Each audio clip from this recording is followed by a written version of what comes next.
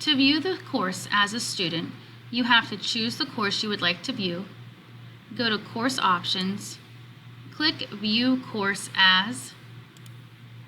On your screen, you will see your student names populate that are in the course. Choose one of their names,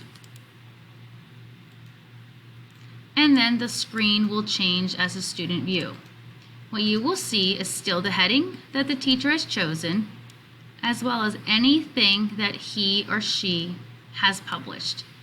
And in here, you will only see the folders that the teacher has chosen to leave open. This is what the student will see.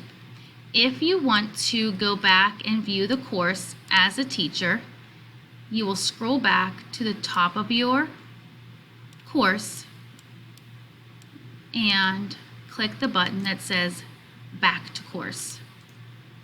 You will then be in the view of the course as a teacher again.